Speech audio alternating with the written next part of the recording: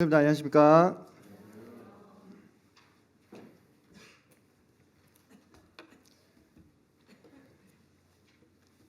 2020년 경자년 새해가 밝았습니다. 올해가 12간지 중에 무슨 띠죠? 네, 오늘 쥐띠죠. 올해가 제가 쥐띠입니다. 네, 그러십니까? 예, 이원진님도 쥐띠셨군요. 제가 84년생인데요. 84년이 60갑자가 시작하는 해입니다. 시작하는 해가 무슨 해죠? 네, 갑자죠, 갑자. 네, 갑자년이죠. 제가 갑자년에 태어났는데, 그럼 제가 우리 이현주 행정가는 네, 12의 배수로 차이가 나는 그렇게 되겠네요. 예, 하여튼 근데요, 성도님들 경자년 새해가 밝았는데요. 성도님들 다 새해 복 많이 받으시기 바랍니다. 네, 우리나라는 좀 아직도 신정보다는 구정을 더 크게 치죠. 네, 저희 그 우리나라 국민들 정서상 그냥 신정은 하루 쉬어가고 태양력으로 새해가 뭐 시작됐다 이 정도 느낌이고, 이제 구정이 되어야 비로소 좀 이제 한 해가 이제 바뀐 것 같은 느낌을 많이 받으시는 것 같더라고요. 그래서 저도 지금 계속 학교를 출근을 하고 있어요. 아직 방학을 안 했습니다. 네, 1월 달 넘어서까지 방학 안 한 적은 저는 처음이어서 지금 아직도 한 해가 안 간 것 같은 느낌이 많이 듭니다. 그래서 언제 졸업을 하나, 다음 주 수요일 날 이제 졸업식을 하는데, 네, 그렇게 오매불망 기다리고 있습니다. 네, 그래서 아직 나이 한 살 더 먹은 게 실감이 잘 안 납니다. 성도님들도 그러신가요? 네, 네, 뭐 지난 한 해 참 뭐 안팎으로 성도님들 뭐 개인적인 또 형편이나 또 뭐 교회적으로 또 사회적으로도 좀 다사다난했던 그런 한 해였던 것 같습니다. 참 그럼에도 불구하고 하나님의 은혜로 한 해를 잘 마감하고 새로운 해를 만나게 하신 것에 대해서 참 감사가 됩니다. 그래서 올 한 해 이제 또 어떻게 하나님을 섬겨가며 또 어떤 일들이 있을 것인지에 대해서 사실 저희는 아무것도 아는 것이 없지요, 아직. 예, 그래서 참 기대도 되고 또 뭐 걱정이랄 것이 뭐 있겠습니까? 네, 하나님께서 앞으로 2020년 어떻게 꾸려가실지 참 기대가 됩니다. 제가 어렸을 때 그 2020 원더키드라는 혹시 만화 아세요? 잘 모르신가요? 네, 그거 보신 세대가 있을런가 모르겠는데 그 원더키드 만화를 보면 2020년이 되면 세상이 다 망하고 그 기계 문명에 의해서 그 사람들이 지배를 당하고 있는 뭐 외계인이 막 쳐들어오고 하여튼 뭐 그런 내용이었던 것 같아요. 근데 지금 2020년이 됐는데 그렇게 됐나요? 네, 아니죠. 네, 전혀 그렇게 되지 이제 않고 있습니다. 그래서 그때는 참 엄청나게 먼 미래 같았는데 이제 막상 그 해가 다가오고 나니까 또 별거 아니고 그렇게 되는 것 같습니다. 그래서 지금 우리가 느끼기에 뭐 한 2050년도 엄청 먼 미래 같지만 또 어느새 이렇게 세월이 흐르다 보면 또 금방 그때가 또 오지 않나 하는 생각도 좀 듭니다. 제게 허락된 금요일 말씀 시간을 활용해서 지난해에 제가 하나님을 중심으로 연합된 부부를 바탕으로 한 성령 충만한 가정 세우기에 대해서 여러 번 말씀을 좀 다뤘었습니다. 아마 기억이 거의 안 나실 것 같습니다. 네, 근데 이 주제를 이제 2020년에도 몇 번은 더 이제 할 예정입니다. 그리고 제가 다 하고 나면 그 말씀을 나누었던 원고를 이렇게 뭐 공유를 해드리든지 이렇게 좀 더 하도록 하겠습니다. 그리고 오늘은 새해이니만큼 그 주제는 조금 접어두고 다른 주제를 가지고 성도님들과 함께 좀 교제를 나누고 싶은 마음이 있습니다. 오늘의 본문은 베드로전서 5장 7절로 10절입니다.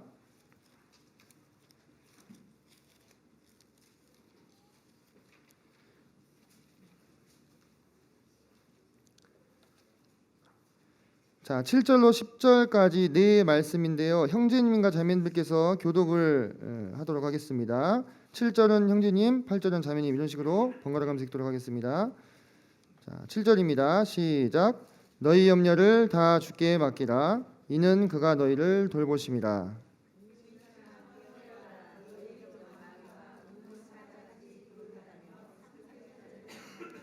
너희는 믿음을 굳건하게 하여 그를 대적하라.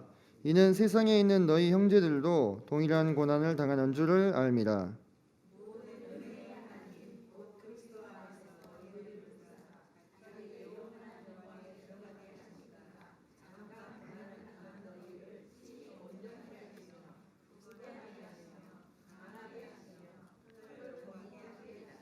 네, 감사합니다. 우리가 함께 읽었던 베드로전서 5장 7절로 10절의 본문을 가지고 오늘은 신앙의 담대함이라는 주제로 함께 말씀을 상고해 보도록 하겠습니다. 누구나요, 살아가다 보면은 삶 가운데 다양한 크고 작은 삶의 고민들이 있기 마련입니다. 우리가 성도라고 해서 그런 삶의 고민이 없는 것이 아니죠. 그리고 그 고민은 꼭 교회 안에서만의 고민만은 아닙니다. 때로는 교회 밖에서도 각자에게 주어진 삶을 살아가면서 다양한 여러 가지 세상과 부딪힘과 또 어려움들을 당하기 마련입니다. 그래서 나이가 많고 적음에 관계없이 이 세상을 살아가는 사람이라면 누구나 다 각자 자기 나름대로의 고민과 어려움을 가지고 살아갑니다. 세상 사람들은 그것을 삶의 무게다 이렇게 표현을 하죠. 그런 것들이 우리 마음을 짓누르고요, 우리의 어떤 삶의 사기를 꺾고 또 우리의 담대함을 잃게 만드는 경우가 많이 있습니다. 그것은 여러 가지 원인들이 있을 것입니다. 여러 가지 원인들이 있겠죠. 나의 어떤 실수나 잘못으로 인한 것도 있을 수 있고, 또 하나님께서 그러한 상황을 내 삶 가운데 허락하시는 경우도 있을 것입니다. 또 때로는 우리가 성경을 상고해 볼 때 사단 마귀가 우리를 시험에 빠뜨리기 위해서 그런 상황들을 일부러 만드는 경우들도 있습니다. 우리 삶 가운데 어떤 어려움이 찾아왔을 때 그 원인은 여러 가지가 있겠지만 크게 이렇게 세 가지로 정리를 할 수가 있습니다. 나의 실수 때문인가? 하나님의 어떤 연단의 과정인가? 아니면 사단의 송사와 음모인가? 이렇게 세 가지 크게 원인들을 생각해 볼 수가 있는데요. 그런 어려운 일들이 우리 그 삶을 찾아왔을 때 우리 그리스도인들은 이제 흔히 이제 먼저 자신의 삶을 돌아보게 됩니다. 그러면서 내가 혹시 하나님 앞에서 잘못한 일은 없었는지, 또 하나님 앞에서 내가 회개할 일은 없는지 이렇게 돌아보게 됩니다. 그것은 그 자체로는 어떻습니까? 아주 아름다운 태도입니다. 내가 당하는 고난 앞에서 핑계하고 회피하고 합리화하는 것보다도 혹시 내가 이 일을 당하는 것이 하나님으로부터 말미암은 것이 아닐까, 이렇게 먼저 스스로를 돌아보는 것은 참 아주 아름다운 태도라고 볼 수 있습니다.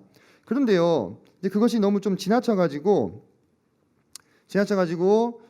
이제 마귀가 틈을 타는 것이죠. 지나쳐가지고 그 상황 속에서 마귀가 우리로 하여금 담대함을 잃게 만들고, 또 우리로 하여금 의기소침하게 만들고, 어떤 신앙의 시도도 더 이상 할 수 없게끔 우리를 좌절시키고자 하는 것이 실상 마귀의 의도요, 목적인 것입니다. 그래서 그는 우리를 그런 상황들을 교묘하게 이용해서 우리를 어떤 심리적인 절벽으로 몰고 가는 것들을 볼 수가 있습니다.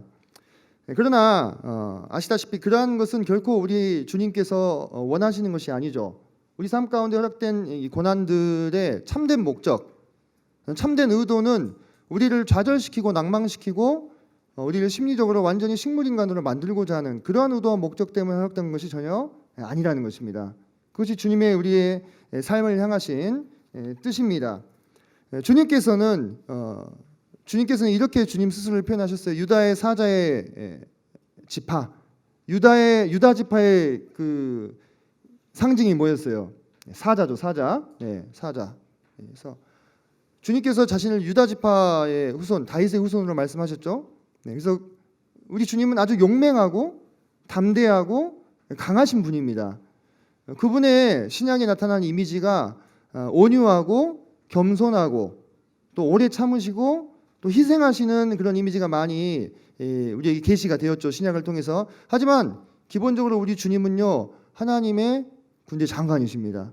총사령관이시고 만군의 주 여호와라고 했어요. 그죠? 그때 그 만군은 무엇을 의미합니까? 모든 우주의 군대를 말하는 것입니다. 모든 군대의 총사령관이시니까 얼마나 위엄과 카리스마가 넘치시겠어요. 그분은 기본적으로 용맹하시고 전쟁에 능하신 하나님이다, 이렇게 얘기했죠.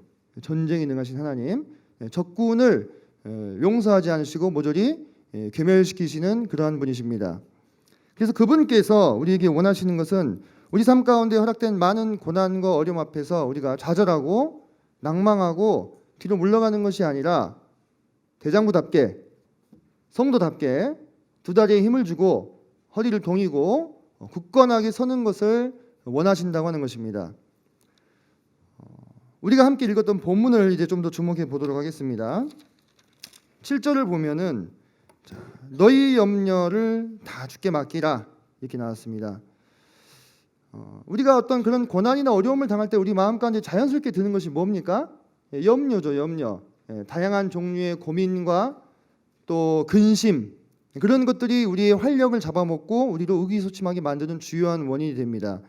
근데 주님께서는 우리에게 그러한 염려를 다 주님께 맡기라라고 말하고 있습니다. 여기서 이 맡기다는 것은 뭘 의미합니까? 원어적으로 여기서 이 맡기다는요, 던져버리다 이런 뜻이에요. 던져버리다.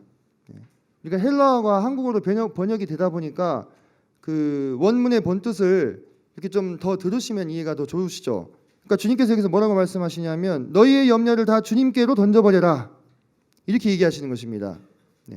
사실 이것이 우리가 다 알고 있음에도 불구하고 참 실천이 안 됩니다. 우리 마음 가운데 어떤 어려움으로 인해서 어떤 경제적인 어려움일 수도 있겠고요, 또 어떤 사회적인 어려움일 수도 있겠고, 무언가 이 고난이 찾아왔을 때 쉽사리 그 마음이 평안할 수 있는 대범한 사람이 얼마나 되겠습니까? 그죠? 마음 가운데 근심과 걱정이 계속 이렇게 피어나는 것이죠. 근데 그때 주님께서는 우리에게 이렇게 말씀하십니다. 그 염려를 다 주님께로 던져버려라 이렇게 얘기하시는 것입니다. 근데 그 이유가 뒤에 이어서 나옵니다. 이는 그가 너희를 돌보심이라. 이는 그가 너희를 돌보심이라 이렇게 얘기합니다. 돌보다, 보살피다, 보살피다, 또는 그 대상에게 관심을 가지다, 또는 누군가에게 중요하게 되다 이런 뜻입니다. 그러니까 우리가 우리의 염려를 주님께 다 던질 수 있는 이유는 우리가 주님께 중요한 사람이 되었고 주님께서 우리를 돌아보고 계시기 때문이라는 거예요. 우리가 실례로 우리가 아이들을 양육할 때 그 아이가 어떤 일로 인해서 근심하고 걱정할 때 어떻게 합니까? 그냥 그대로 내버려 둡니까? 아니죠. 그 아이가 부모를 찾아와서 자신의 어려움을 토로할 때, 고충을 이야기할 때 어떻게 해요? 정말 전심전력 다해서 그 어려움을 대신해서 극복하게 해주고 도와주려고 애쓰는 것이 부모로서 당연한, 어떻게 보면 당연한 반응이겠죠. 그렇다면 우리가 하나님께서 우리의 부모가 되셨다고 했을 때 우리 주님을 영접하는 자들은 다 하나님의 자녀잖아요. 그렇다면 이것은 정말로 실제적인 것입니다. 이건 비유가 아닙니다. 정말로 실제적으로 하나님이 우리의 아빠가 되신 거예요. 아버지가 되신 겁니다. 또 어머니가 되신 거예요. 그렇다면 그분께서 우리가 당하는 여러 가지 고난 가운데 어려워하고 힘들어하는 우리의 마음을 하나님 앞에 던져 놓을 때, 내려놓을 때 그것을 그냥 아무렇지도 않게, 대수롭지 않게 생각하고 넘어가시겠는가? 그 부분을 우리는 생각을 해봐야 될 필요가 있습니다. 그래서 주님께서 우리를 돌보시기 때문에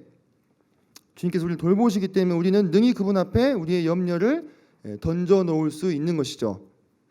성도님들 아마 자녀를 비롯해서 또는 어떤 다른 지체들 또는 다른 사람들을 돌보아 보신 경험이 있을 것입니다. 그것이 거저 되는가요? 그렇지 않죠. 누군가를 돌본다고 하는 것은 어때요? 상당히 힘든 일입니다. 이뻐도 힘들어요. 손주를 보시는 할아버지 할머니들, 손주가 이쁘지만 돌보는 게 어때요? 힘이 많이 드시잖아요. 그죠? 힘듭니다. 돌봄은 기본적으로 헌신과 희생을 필요로 하는 겁니다. 그죠? 헌신과 희생의 마음이 없이는 돌보기가 참 쉽지 않습니다. 내 자신의 어떤 것을 내려놓고 그 돌봄의 대상에게 내 눈길이 가 있어야 되고 내 손길이 계속해서 가야만 하는 것이에요. 그게 돌봄이라는 것이죠. 그렇다면 한번 이 말씀 구절에 대입해서 한번 생각해 보시기 바랍니다. 주님께서 우리를 돌보신다 했을 때 주님은 우리를 향해서 일양 미쁘심으로, 신실하심으로 우리를 향한 헌신과 희생의 마음으로 우리를 돌아보고 계신다는 것입니다. 만물의 주제이시오, 또 제가 아까 말씀드렸던 것처럼 만군의 주 여호와이신 하나님께서 하나 인간을 위해서 그와 같은 헌신과 희생을 지금도 여전히 감당하고 계신다는 거예요. 그 사실을 우리가 가만히 한번 곱씹어 보시기 바랍니다. 그랬을 때 우리가 우리 마음 가운데 우리가 지금 당한 이 현실로 인해서 또는 어려움으로 인해서 마음에 낭망이 되고 근심이 될 때 그것을 실제적으로 실제 나의 참 아빠가 되신 참 아버지가 되신 그분 앞에 기꺼이 내려놓을 수 있으실 것입니다. 저는 이제 종종 이렇게 이제 기도를 드리는데요. 하나님께 대하여 나의 참 아버지, 나의 영혼의 아버지 이렇게 말씀을 드립니다. 제 아버지, 저를 낳아주신 분이 누군지는 성도님들 대부분 아시죠? 그분에 대해서는 제가 저의 육신의 아버지 이렇게 표현합니다. 그분은 제 살과 뼈, 눈에 보이는 살과 뼈를 형성하는 데 있어서 통로가 되어 주셨지만 제 정말 참 아버지는 누구십니까? 하나님 아버지예요. 우리 모두가 다 그렇습니다. 우리 모두가 다 우리를 참으로 지으신 진정한 아버지는 누구십니까? 하나님 아버지신 거예요. 그분이 우리 아버지입니다. 그분이 우리의 참 아버지신 거예요. 그분을 놔두고 그분을 젖혀놓고 내가 계속 염려하고 내가 계속 고민하고 있다고 해서 문제가 해결되는 것은 실은 아닙니다. 제가 최근에 그런 예화를 한번 우리 청년부 카톡방에 한번 올렸던 것 같습니다. 한 아이가 자기가 이렇게 밀 수 없는 커다란 돌을 막 낑낑대면서 이렇게 밀고 있었어요. 옮기려고. 근데 아버지가 옆에서 그 모습을 본 거예요. 그래서 아버지가 그렇게 아들한테 이야기했습니다. 아들아, 네가 쓸 수 있는 모든 힘을 다 써보거라 이렇게 얘기했어요. 그러니까 아들이 어떻게 했겠습니까? 더 가열차게 막 밀어본 겁니다. 바위를. 근데 밀려요 그게? 아이의 힘으로 불가능하죠. 그래서 이제 한참 힘을 쓰다가 힘이 다 빠져가지고 주저앉은 거예요. 그래서 아빠 더는 못하겠어요. 아빠가 그랬어요. 너 진짜 네가 쓸 수 있는 힘을 다 썼니? 네, 제가 쓸 수 있는 힘을 다 썼어요. 그때 아빠가 뭐라고 했을까요? 아니, 너는 아직 네가 쓸 수 있는 힘을 다 쓰지 않았어. 너는 나에게 부탁하지 않았잖아. 이렇게 얘기를 하는 거예요. 맞죠? 아이가 할 수 있는 행동 중에 뭐가 있습니까? 아빠, 이 돌을 옮겨주세요. 라고 말하면 되는 거예요. 그죠? 그러면 아빠가 아이보다 훨씬 힘이 세니까 그 돌을 옮겨줄 수 있잖아요. 근데 아이는 자기 힘으로 해보겠다고 옮길 수 없는 돌을 계속 밀면서 힘들어하고 진을 다 뺀 겁니다. 그죠? 근데 제가 그 예화를 처음 읽었을 때 망치도 머리를 탁 맞는 것 같았어요. 나도 혹시 그러고 있었던 것은 아닐까? 알죠. 우리가 왜 모릅니까? 어려움 앞에서 하나님 앞에 나아가고 기도해야 된다는 것을 왜 몰라요? 근데 결정적인 순간에 내 삶에 어려움이 찾아왔을 때 내가 어떤 반응을 먼저 보이고 있었는가? 지난 한 해 있었던 어려움들 앞에서 제 자신의 모습을 돌아보게 됐습니다. 나는 입술을 열어서 나보다 훨씬 강하신 그분께 나의 염려를 내어드렸는가? 아니면 여전히 내 힘으로 그걸 해보겠다고 힘을 쏟으면서 더 지치고 더 절망하고만 있었는가? 그 생각을 좀 해보게 됐습니다. 자, 8절을 보시죠. 8절. 근신하라 깨어라 너희 대적 마귀가 우는 사자같이 두루다니며 삼킬 자를 찾나니 이렇게 얘기했죠. 사단이 나옵니다. 사단에 대해서 뭐라고 이야기하고 있습니까? 우리의 대적이라 이렇게 얘기했습니다. 대적. 이 사단은 아주 간교합니다. 사단에 대해서 성경에서는 다양한 표현들을 썼죠. 온 천하를 꿰는 자, 옛뱀, 마귀, 참소자, 속이는 자, 거짓의 아비, 처음부터 살인한 자 이렇게 얘기했죠. 세상 임금. 이렇게 다양한 표현으로 사단을 표현했습니다. 특별히 우리 이 사단에 대해서 원수라고 표현했습니다. 원수. 성도님도 한번 생각해 보십시오. 이 사단이요, 사람이 창조되기 전부터 있었죠. 그러면 사람이 첫 창조된 아담과 하와로부터 엊그제 뉴스 보니까 경자는 새 아이가 태어났다 그래요. 그리고 또 아이들이 지금 또 많이 태어났겠죠. 이 아이에 이르기까지 수없이 많은 이 세상을 거쳐간 다양한 사람들을 보지 않았겠습니까? 이 사단 마귀가요. 그러면요, 사탄 마귀에게는요 정말 엄청난 양의 데이터가 쌓여 있는 거예요. 사람을 어떻게 상대해야 될 것인가에 대해서. 그 어떤 심리학자보다도 그 어떤 사람보다도 이 사람의 심리를 잘 꿰뚫어서 얘를 어떻게 하면 요리할 수 있을지를 누구보다 잘 아는 거예요. 게다가 우리보다 능력도 뛰어나고 우리보다 지혜롭습니다. 사단은.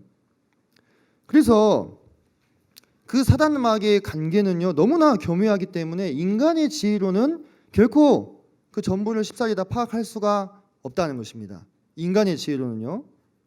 언제나 사단 마귀는 우리를 위하는 척하면서 결국은 파멸의 길로 우리를 이끌고 갑니다.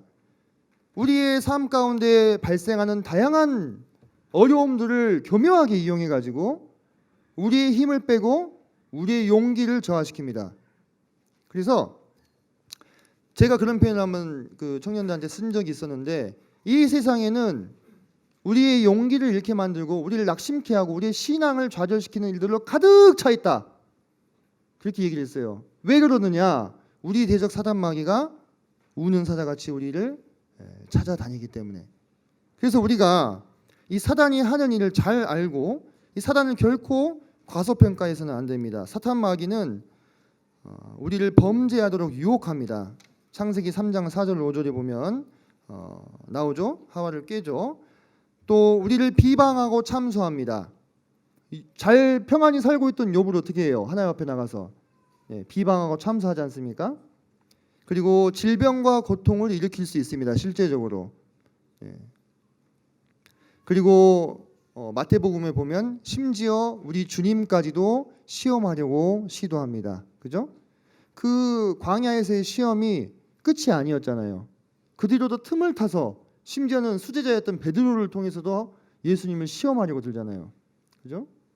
그리고 그는 악을 충동하는 자입니다. 사람들이 악을 행하도록.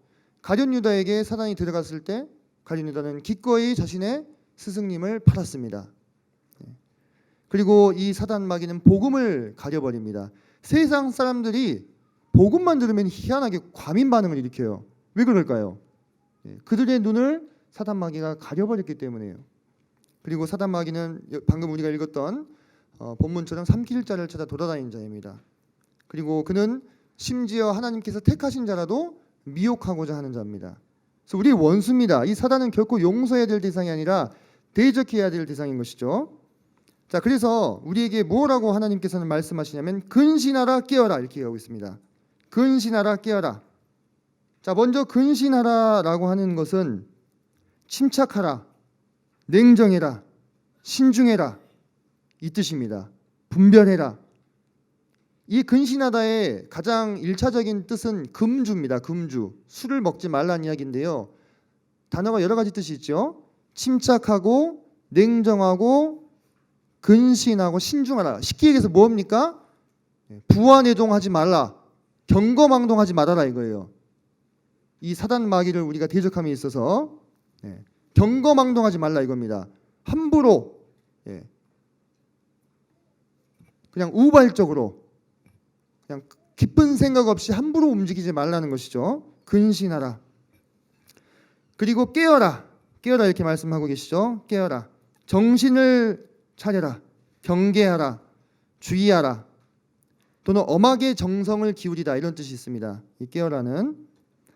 참으로 우리가 좀 생각해 볼 수 있는 것은 이 깨어라라고 하는 헬라어가 그레고레오라는 헬라어인데 이 모든 헬라어는 어원이 있습니다. 그죠? 언어라는 것은 다 어원이 있잖아요. 이 깨어라는 단어의 이 어원은 어디서 파생된 단어냐면 잠에서 깨다. 잠에서 깨다. 죽음에서 눈을 뜨다. 병들어 누운 곳에서 일어나게 하다. 이 단어로부터 파생된 단어가 이 깨어라예요. 깨어라. 깨어라. 그래서 이 깨어라는 단어가 똑같은 단어가 쓰인 다른 신약의 성경들을 찾아보면 대부분 무슨 말씀이냐면 다시 오실 주인을 맞이할 준비를 하라. 이 본문에서 많이 쓰입니다. 그러니까 주인이 언제 다시 올지 모르니까 깨어서 대비하고 기다려라는 본문을 쓸 때 바로 이 깨어라는 표현이 쓰입니다. 다른 신약 성경의 용례에도요. 그래서 우리에게 이야기해 주고 있는 것이 무엇입니까? 주님께서 우리에게 이 아주 강한 대적 마귀를 대하여 행할 것에 대해서 두 가지를 먼저 말씀하셨는데 근신하고 깨어라는 거예요. 경거망동하지 말고 신중하라. 그러면서 정신을 차려라. 마치 잠자던 자가 일어나는 것처럼 병들어서 힘이 없는 자가 회복해서 일어나는 것처럼 죽었던 자가 다시 부활하는 것처럼 정신을 차리고 깨어서 이 사단 마귀를 대적하라고 하는 것입니다. 그 이유는 뭡니까? 그 깨어라는 어원을 우리가 살펴보면 주께서 다시 오시는 이 재림의 이 장면에 많이 쓰인 단어예요. 주님이 다시 오심이 가까워 오고 있기 때문에 우리가 이 대적 마귀에 대해서 이 정신을 차리지 않으면 금방 그 마귀의 술수에 확 휘말려 가지고 그 마귀가 원하는 대로 행동하게 되는 것입니다. 마귀가 원하는 대로. 제가 뒤에서 또 그 이야기를 좀 더 드리도록 하겠습니다. 마귀가 원하는 대로 행동하는 사람이 되는 거예요. 신중하고 정신을 차리고 있지 않으면. 자, 너희 대적 마귀가 우는 사자같이 두루다니며 삼킬 자를 찾는다 이렇게 있습니다. 여기서 이 삼키다라고 하는 것은 완전히 마셔버리다 이런 뜻이에요. 완전히 마셔버리다. 우리 그 구약 성경에 보면은 그 땅이 갈라져 가지고 사람들끼리 확 집어 삼키는 거 있죠. 그 뜻입니다. 그 뜻. 그리고 우리가 요한계시록 보면은 이 광야에 그 홍수를 용이 일으키잖아요. 그 이스라엘을 이제 그 여자를 이제 치기 위해서 그때 어떻게 해요? 땅이 입을 벌려 가지고 그 물을 다 마셔버리죠. 그때도 같은 단어가 쓰인 거예요. 이거는 같은 단어가. 그래서 사단 마귀가 우리를 그렇게 완전히 마셔버리려고 한다는 거예요. 또는 개걸스럽게 삼켜버리다 이런 뜻이에요. 개걸스럽게 다 먹어치우다 이런 뜻. 이 삼키다라는 이 단어가요. 그러니까 이거는 그리스도인들에 대해서 사단 마귀가 인정사정 봐주지 않고 어떻게든지 우리를 넘어뜨리기 위해서 힘쓰고 애쓰고 있다는 뜻입니다. 우리를 완전히 삼켜버리기 위해서, 완전히 다 마셔버리기 위해서, 우리를 완전히 밥으로 생각하고. 그러니까 우리가 정신을 차리고 깨어있지 않으면 얼마든지 성도를 할지라도 사단 마귀의 술수에 휘둘릴 수 있는 거예요. 그 사단 마귀는 우리랑 다릅니다. 우리보다 더 강한 자예요. 인간의 지혜로 사단 마귀를 어떻게 해볼 수가 없어요. 우리는 끼케야 7, 80년의 인생을 살지만 사단 마귀는 수천 년 동안 이 땅을 거쳐간 지혜로운 자와 미련한 자를 어떻게 대할 것인가에 대한 데이터가 가득 차 있어요. 그걸 바탕으로 우리 한 명 한 명을 요리한다 이 말입니다. 우리랑 비슷한 성향의 사람이 정말 지금까지 단 한 명도 이 지구를 거쳐가지 않았다고 생각하십니까? 그거는 너무나 순진한 생각이에요. 지금 동시대를 살고 있는 우리 사람들도 많이 모여 있으면 그중에 나랑 성격이나 취향이 비슷한 사람 몇 명은 만나잖아요. 그죠? 그럼 사단 마귀가 지금까지 저랑 비슷한 케이스를 몇 번 만나봤을까요? 저라는 사람을 어떻게 대해야 될지는 사단은 이미 답이 다 나와 있는 것입니다. 그래서 주님이 우리를 지켜주지 아니하시면 우리는 다 사단의 밥인 겁니다. 그걸 우리가 생각을 해야 될 필요가 있습니다. 자, 9절을 보시죠. 9절에 보면 너희는 믿음을 굳건하게 하여 그를 대적하라 이렇게 나옵니다. 그를 대적하라.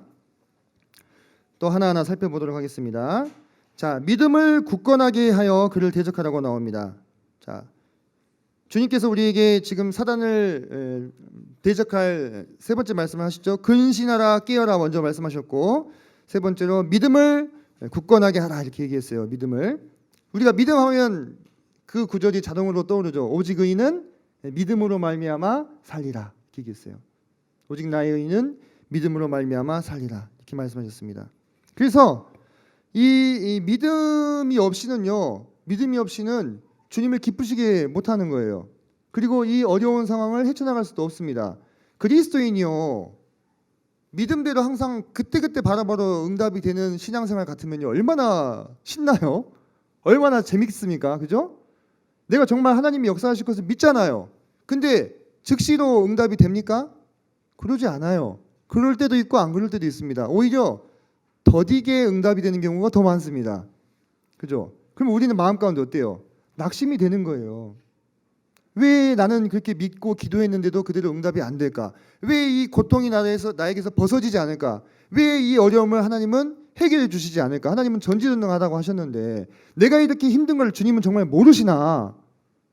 밤에 잠을 이루지 못하고 식사를 제대로 하지 못하고 근심 가운데 쌓여서 살이 막 쪽쪽 빠지고 그런 어려움 가운데 있어도 우리가 그래서 간절히 기도하잖아요. 그래도 문제가 해결이 안 돼요. 이거 무슨 조합입니까? 그런 경우들을 성도님들 사시면서 만나게 되시면요 정말 시험에 드는 겁니다. 시험에 안 들겠어요? 사단 마귀가 교묘하게 그 상황을 또 틈타죠. 그거 봐, 네 기도해봐야 아무 소용없다니까? 하나님 네 기도 안 들어주셔. 너 봐라 그렇게 살아놓고 이제 와서 어렵다고 하나님 찾니? 교묘하게 찌르잖아요. 그죠? 그런데요 우리가 그럴수록 하나님께서 나의 아버지 되심과 그분이 우리를 결코 세상 끝날까지 버리지 않으시겠다고 했던 그 말씀을 기억해야 되는 겁니다. 그 믿음을 굳건하게 해야 되는 거예요. 이 굳건하게 하다라고 하는 것은요, 확고하게 하다, 꾸준하게 하다, 강하게 하다, 확실하게 하다, 좀 거친 표현으로 딱딱하게 하다, 이런 뜻입니다. 딱딱하게 하다. 네. 우리 그 고린도서에 보면 단단한 식물은 먹지 못하고 젖이나 먹게 되었도다 했죠. 거기서 쓰인 단어가 이 단어예요. 네, 굳건하게 하다. 그러니까 딱딱한 식물 할 때 그 쓰이는 그 딱딱하게 하다는 겁니다. 우리 믿음을 그렇게 딱딱하게 해야 된다는 거예요. 단단하게, 굳건하게, 굳세게. 왜? 그렇지 않으면요, 이 사단의 성사와 공격을요 버텨낼 재간이 없어요. 제가 아는 분이 이제 남편이 전심사역의 길을 선택했습니다. 그러면은 무슨 뜻이에요? 매달 고정적으로 들어오던 월급이 어떻게 된다는 것입니까? 네, 끊어지게 된다는 이야기입니다. 그죠? 고정적으로 들어오던 수입이 끊어지게 됐을 때 보통 주부들이 느끼는 이 감정은 뭡니까? 공포죠. 저는 간접적으로 경험을 해봤거든요. 왜냐하면 저는 육아휴직을 해봤잖아요. 고정적으로 들어오던 월급이 안 들어오더라고요. 그때부터. 네. 공포스럽습니다. 걱정도 되고요. 근데 그때 그분이 그런 생각을 하셨다 그래요. 그래 내가 이제 아내분이 주님과 함께 한번 망해보자, 이 생각을 하셨다고 합니다. 주님과 함께 한번 망해보자, 그렇게 생각하고는 순종하고 따라간 겁니다. 그렇게 지금까지 한 30년 사셨는데요, 안 망했어요. 네, 제가 잘 아는 분이거든요. 안 망하고 지금도 잘 살고 계십니다. 어찌 보면요, 저는 참 거친 표현이었지만 그것이 믿음을 굳게 하는 또는 주님의 마음을 기쁘시게 했을 거라고 생각이 됩니다. 우리가 성경에서도 그런 표현들을 많이 발견하지 않습니까? 죽으면 죽으리다, 주의 계집종의 오니 말씀하신 대로 되어지이다. 이런 것이 다 믿음을 굳세게 했을 때 나올 수 있는 고백인 겁니다. 주님은 어쩌면 그걸 듣고 싶으신지도 모르겠어요. 그걸 듣고 싶으신 거예요. 그걸 보고 싶으신 것이고. 그래서 그를 대적하라 이렇게 얘기했습니다. 네, 그를 대적하라. 믿음을 굳건하게 해야만 우리는 사단 마귀를 대적할 수가 있습니다. 여기서 말하는 그는 뭐겠어요? 마귀죠, 마귀, 사탄 마귀. 그를 대적하라 했잖아요. 이 대적하라는 말이 무슨 뜻이냐? 대적하라는 말이 무슨 뜻이냐?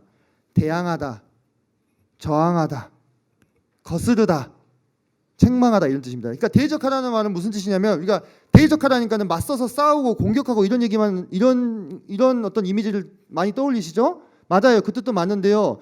더 쉽게 얘기하면은 안 듣는 거예요. 말을 안 듣는 거예요. 그게 대적하는 거예요. 그 대상이 시키는 대로 안 하는 거예요. 거스르는 거. 이게 대적입니다. 사단 마귀가 우리한테 시키는 대로 하면 어떻게 되는 거예요? 그 대적하는 게 아니죠. 그죠? 시키는 대로 따라가는 것은요, 그 대적에게 순종하는 거예요. 그 사단 마귀의 말에 순종을 하는 거라고요. 네. 사단 마귀가 우리 마음 가운데 뭘 시킵니까? 분란, 시기, 질투, 미움, 오해, 그죠? 이런 것들을 우리 마음 가운데 시켜요. 다른 세상 사람일 수도 있고, 그 대상이 정말 안타깝게도 어떤 모임의 지체일 수도 있고, 그래서 같은 편을 맞상대해서 싸우게 만드는 거예요. 같은 편을. 형제 자매님들이 서로 한 마음이 되어가지고 똘똘 뭉쳐도 지금 이 사단 마귀를 대적하기 할까 말까인데, 그런 마음을 우리 가운데 줘요. 그러면 그 마음대로 생각하면 뭡니까? 이건 대적하는 겁니까? 따라가는 거예요. 따라가는 거예요. 이거는. 예. 저 자매가 왜 저럴까? 저 형제가 왜 저럴까? 물론 여러분, 우리가 여기서 뱀같이 지혜로워야 됩니다. 모든 상황을 그렇게 그냥 다 하는 것이 이게 사단이 시키는 그것을 말하는 것이 아니죠. 그렇게 얘기해버리면 우리가 오늘 2시간 이야기를 들어야 됩니다. 말씀을. 네. 주님이 그 사도 바울이 고린도에 그랬어요. 너희 중에 이런 일을 판단할 자가 아무도 없느냐? 그래서 세상 사람들한테 가져갔느냐? 그러니까 우리가 교중에 일어나는 일들을 판단할 지식과 지혜가 있습니다. 그런데 그런 차원의 문제가 아니라 서로를 오해하고 왜곡된 정보로 말미암아서 서로 뭔가 관계가 비틀려 있는 상태, 이 상태에서 사단이 우리 마음 가운데 주는 수없이 많은 송사와 생각들, 그것을 우리가 그대로 반응해버리면 그거는 우리가 지금 사단 마귀를 대적하는 게 아니라 뭐라고요? 그 사단 마귀에게 순종하고 따라가는 게 되는 거예요. 주님은 분명히 우리에게 사단 마귀를 대적하라고 말씀하셨습니다. 우리 믿음을 먼저 굳건하게 하고 내가 주님과 망해도 주님과 망하겠다. 살아도 주님과 함께 살겠다. 어떤 상황에서도 의로운 길을 택하겠다. 이런 마음의 굳건한 믿음을 가지고 사단 마귀를 대적해서 사단 마귀를 거스르고 사단이 하라는 대로 안 해. 사단은 싸우고 가르고 치기를 원하는데 그렇게 마음에 주면 줄수록 막 서로도 막 화목하고 서로도 그냥 품고 서로 섬겨버려. 사단이 얼마나 화가 나겠어요. 그죠? 크게 대적하는 것입니다. 우리가 보이지도 않는 사단 마귀를 막 허공에다가 칼 휘두르면서 대적할 거예요? 그게 아니잖아요. 구체적으로 어떻게 대적하냐 이겁니다. 사단이 내 마음 가운데 주는 대로 행동 안 하는 거예요. 청개구리 같이 계속.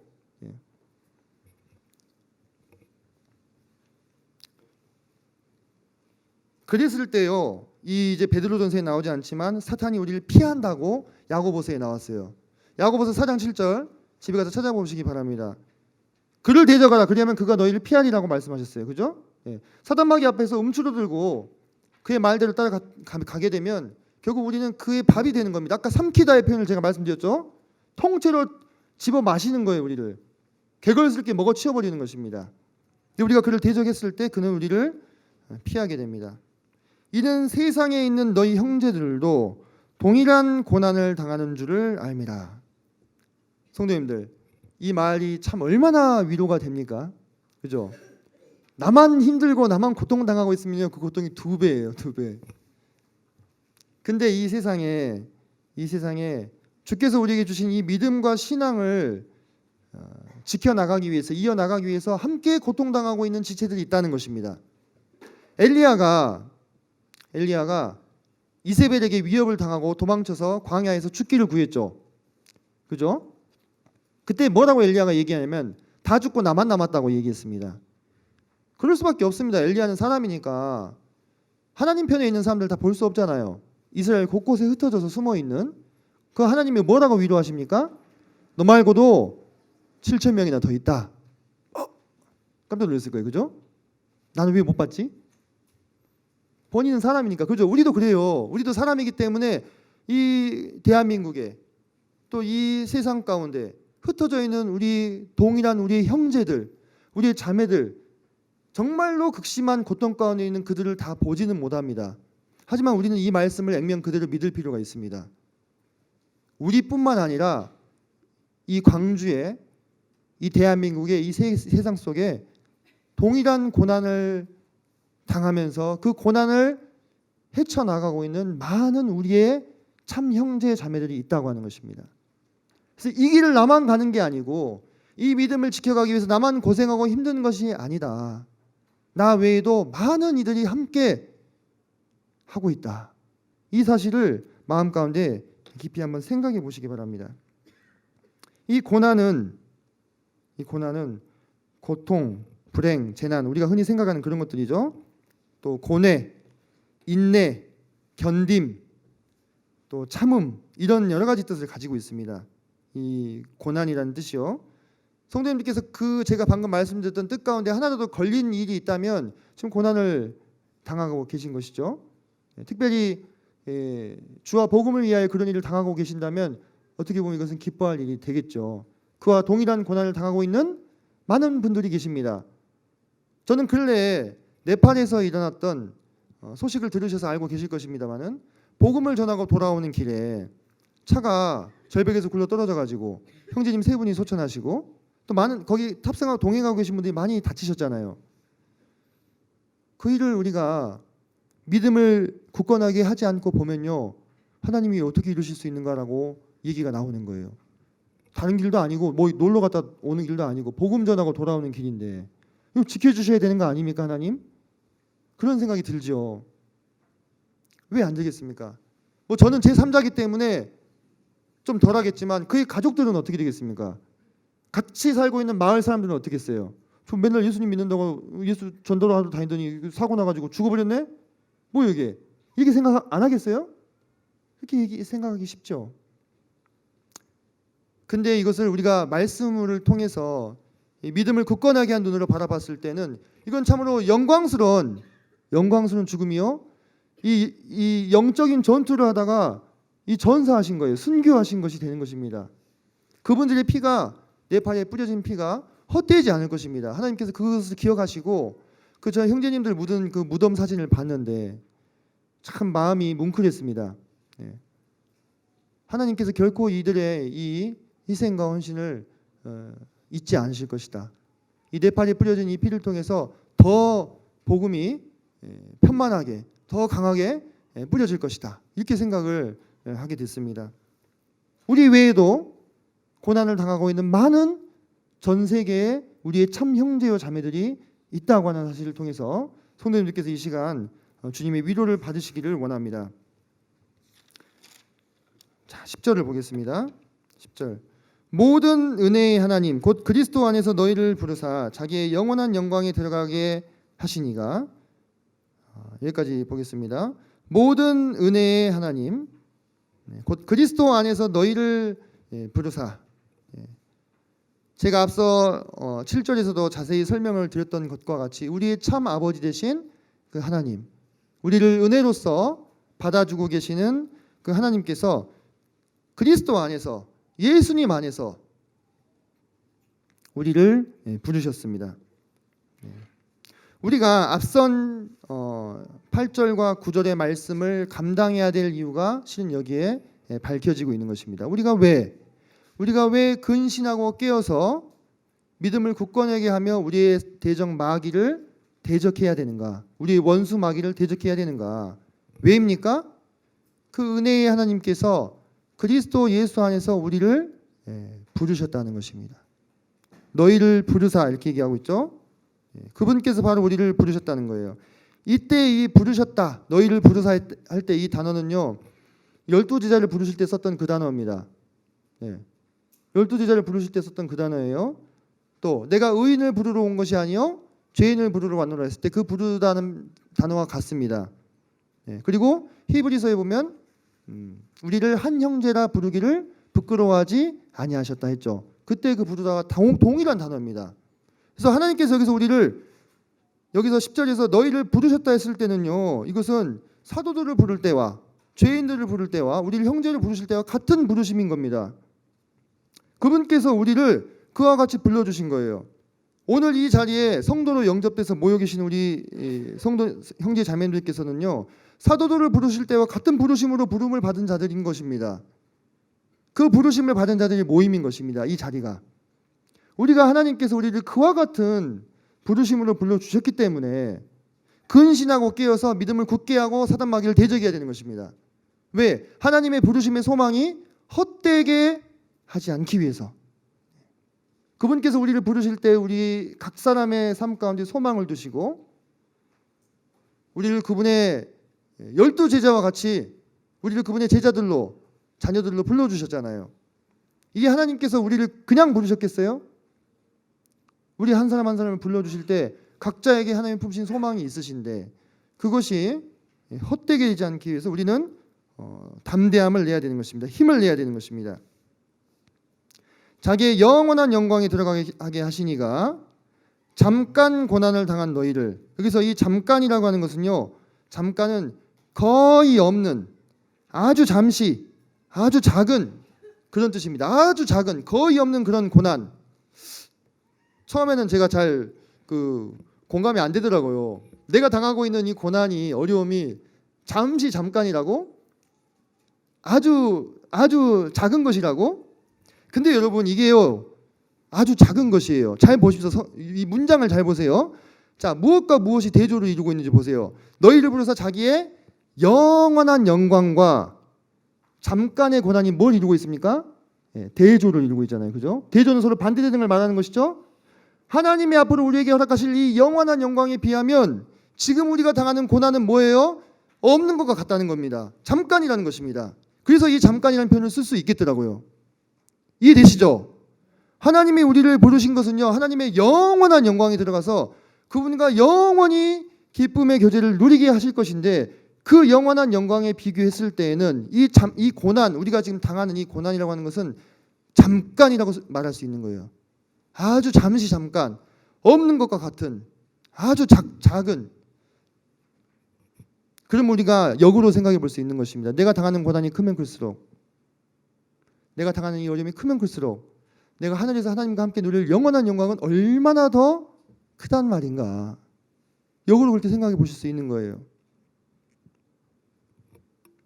잠깐 고난을 당한 너희를 친히 부터 그분이 우리를 어떻게 도우시는지 네 가지가 더 나옵니다. 제가 아까 근신하라 말씀드렸죠. 첫 번째, 두 번째 깨어라, 세 번째 믿음을 굳건하게 하라. 그래서 사단 마귀를 대적하라 이렇게 얘기를 했습니다. 이제 주님께서 10절 후반부에서 우리를 어떻게 도우시는지 또 네 가지가 나옵니다. 우리에게 행할 건 네 가지를 말씀하시고 하나님 우리에게 하시는 건 네 가지를 말씀하시는 거예요. 우리에게 행하라고 하신 것은 근신할 것, 깨어 있을 것, 그리고 믿음을 굳건하게 할 것, 그를 대적할 것, 네 가지를 말씀하셨죠. 자, 10절 후반절 보시면 보십시오. 잠깐 고난을 당한 너희를 친히 온전하게 하시며, 두 번째 굳건하게 하시며, 세 번째 강하게 하시며, 네 번째 터를 견고하게 하시리라. 주님은 항상 우리한테 뭐 하라고만 하시지 않아요. 주님이 우리를 어떻게 도우시는지를 그대로 말씀을 해주고 계시는 것이죠. 자, 하나하나 보겠습니다. 자, 너희를 친히 온전하게 하시며, 네, 온전하게 한다라고 하는 것은요, 우리를 성숙시키다, 우리를 연단하고 훈련하다, 우리를 준비시키다 이런 뜻이에요. 원어적으로 틀을 만들다, 틀에 맞추다 이런 뜻입니다. 그러니까 온전하게 한다는 것이 우리가 지금 온전하게 돼버렸다 이 뜻이 아니고, 여기서 이제 우리가 마귀를 대적하고 믿음의 싸움을 싸워야 되니까 우리를 훈련시키고 연단시켜서 하나님의 틀에 딱 갖춰진 사람으로 그렇게 우리를 해주시겠다는 것입니다. 그것이 있어야 우리가 고난을 이길 힘을 얻게 되기 때문에 우리를 그와 같이 성숙해 하고 연단시키시고 훈련시키셔서 준비되게 하시겠다 이렇게 얘기하고 있는 것이죠. 두 번째, 굳건하게 하시며, 굳건하게 하시며, 이거는 고정시키다 이런 뜻입니다. 고정시키다, 흔들리지 않게, 네, 확고부동하게 고정시키다 이런 뜻입니다. 굳건하게 하신다고 하는 것은 우리가요 고난 가운데 들어가게 되면요 우리 마음이 무엇같이 흔들립니까? 갈대와 같이 흔들립니다. 정말로, 그죠? 정말로 갈대와 같이 흔들려요. 사시나무 떨듯이 이렇게 떨어요. 막. 그런데요 그때 하나님께서 우리를 뽑히지 않게, 우리가 흔들릴지라도 아주 뽑히지 않게 우리를 고정시키시는 거예요. 확고부동하게 믿음의 터 가운데 설 수 있게끔. 그래서 아까 제가 말씀드렸죠. 사단 마귀의 지혜를 인간의 힘으로는 어찌할 수가 없는데도 우리가 견디고 신앙생활을 이어나갈 수 있는 것은요 주님이 이미 우리를 굳건하게 하셨기 때문이에요. 우리를 확고부동하게 고정을, 이 피스를 박아가지고 고정을 시켜버리셨어. 정재 형제님 더 잘 아실 것 같아요. 박아가지고 고정이 돼버렸어. 그러니까 위에서 흔들려도 뽑히지 않는 거예요. 그러면 이 바람이 지나가고 나면 어떻게 됩니까? 다시 설 수 있잖아요. 그죠? 고난이라는 바람이 지나가고 나면 다시 설 수 있어요. 뿌리가 견고하니까. 주님이 우리를, 하나님께서 우리에게 그렇게 하신다는 것입니다. 셋째로 강하게 하시며, 강하게 하시며, 이 여기서의 강하게 하신다는 이 단어는요 성경에 한 번 쓰였습니다. 여기서만 쓰였는데 이제 이게 특별히 어떤 뜻이냐면 영적인 지식과 힘이 있어서 우리를 강하게 하신다 이 뜻이에요. 영적인 지식과 힘이 있어서 우리를 강하게 하신다. 네. 근데 그것이 왜 필요하겠습니까? 우리가 대적해야 될 사단 마귀는 육체적인 존재입니까? 아니죠. 우리가 대적해야 될 사단 마귀는 영적인 존재입니다. 네. 그래서 이 영적인 존재인 사단 마귀는 오직 영적인 지식과 힘으로만 맞서 싸울 수가 있어요. 에베소서에서도 그랬잖아요. 그죠? 우리의 싸움은 혈과 육을 상대하는 것이 아니라고. 그죠? 정사와 권세와 이 세상 악의 주관자들과 하늘의 악한 영들이라고 얘기했습니다. 그러니까 이들을 맞서 싸울 때 우리에게 이 눈에 보이는 칼이나 창이나 방패는 실은 무용지물인 것입니다. 우리에게 필요한 것은 뭡니까? 우리의 영적인 지식과 힘이 강하게 되는 거예요. 근데 하나님께서 그렇게 하시겠다고 했습니다. 그래서 제가 아까 얘기했죠. 인간의 지혜로는 그 사단 마귀의 교묘한 술수를 다 간파할 수가 없는 겁니다. 그런데 하나님께서 강하게 하시면, 우리의 영적인 지식과 힘을 하나님께서 강하게 하시면 그 사단 마귀의 술수를 간파하고 이길 수 있는 거예요. 성경에 보면 이렇게 나옵니다. 우리가 그의 계교를 모르는 바가 아니로라. 사도 바울이 이렇게 얘기하거든요. 어찌 인간으로서 사단 마귀의 계교를 모르는 바가 아니다 이렇게 얘기할 수 있습니까? 하나님이 강하게 하셨기 때문에. 마지막으로 터를 견고하게 하시리라 얘기했습니다. 터를 견고하게 하시리라. 시편 말씀에 보면 그런 말씀이 있어요. 터가 무너지면 의인이 무엇을 하랴 이렇게 얘기했죠. 그죠? 그래서 하나님께서 그러면서 이렇게 또 시편의 다른 시편에서도 이렇게 얘기합니다. 하나님께서 의인의 요동함을 허락치 않으시로다 이렇게 얘기합니다. 그죠? 자, 두 번째와 유사하게 보이실 것인데요. 이 견고하게 하다에서 이 견고함은요.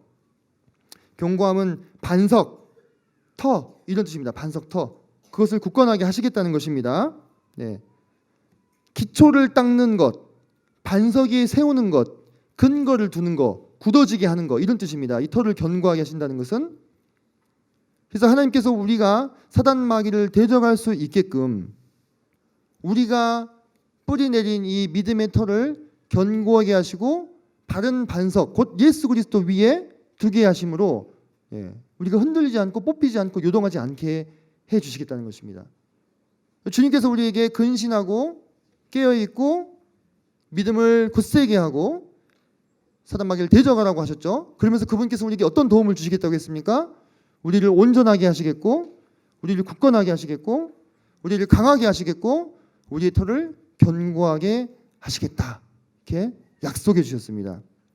그러므로 사랑하는 우리 성도님들 담대하시기 바랍니다. 우리 하나님 아버지께서 우리를 이와 같이 굳세게 하시며 붙들고 계십니다. 오늘도 여전히 원수 마귀는 갖은 모략으로 우리를 흔들고 할 수만 있다면 우리를 좌절시키려고 할 것입니다. 그러나 우리는 이미 승리한 자들이고 하나님과 함께 영원한 영광을 누릴 자들이기 때문에 그것을 생각하시면서 마음 가운데 담대함을 가지시기 바랍니다.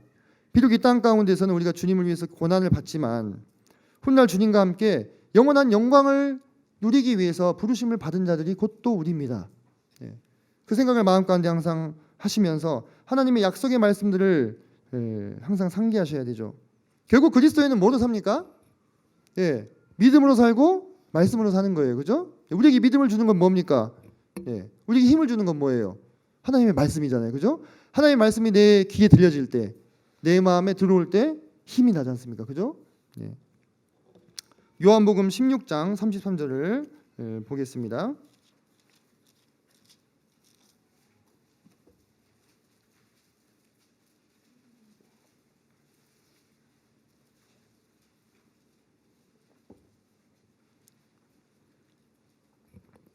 신약성경 176페이지입니다. 같이 읽겠습니다. 시작. 이것을 너희에게 이르는 것은 너희로 내 안에서 평안을 누리게 하려 함이라. 세상에서는 너희가 환난을 당하나 담대하라. 내가 세상을 이기었노라. 주님이 세상을 이기겠노라 했습니까? 이기었노라 하셨습니까? 네, 이기었다는 것은 뭐예요? 이미 이겼다는 것입니다. 이미 장차 이길 것이 아니고요. 요한일서 말씀에 보면 하나님의 아들이 나타나신 것은 사단의 일을 멸하려 하심이라 이렇게 나옵니다. 그렇죠? 사단 마귀는 우리 사람들을 멸하고 불행하게 하고자 하지만 이미 주님께서 그 일을 멸하시고 승리하셨다고 선언하셨습니다. 그러므로 우리가 담대하라 하신 주님의 이 말씀을 아멘으로 받을 수 있을 것입니다. 한 구절만 더 찾아보겠습니다. 히브리서 10장입니다.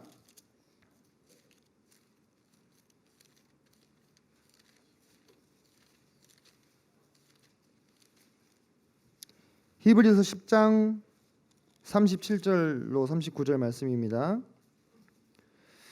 제 성경으로 신약성경 364페이지입니다. 제가 아주 사랑하는 말씀입니다. 이 말씀도 아마 성도님들도 그러실 것 같은데요. 10장 37절로 39절 말씀 같이 읽겠습니다. 시작. 잠시 잠깐 후면 오시리가 오시리니 지체하지 아니하시리라. 나의 의인은 믿음으로 말미암아 살리라. 또한 뒤로 물러가면 내 마음이 그를 기뻐하지 아니하리라 하셨느니라.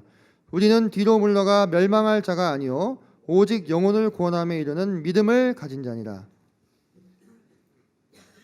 저는 이 말씀은 개역 한글편이 좀 더 좋아요. 거기는 이렇게 나와요. 우리는 뒤로 물러가 침륜에 빠질 자가 아니다. 이렇게 나오죠. 그죠? 네, 그 말씀이 항상 그 머릿속에 이렇게 맴도는데 맞아요.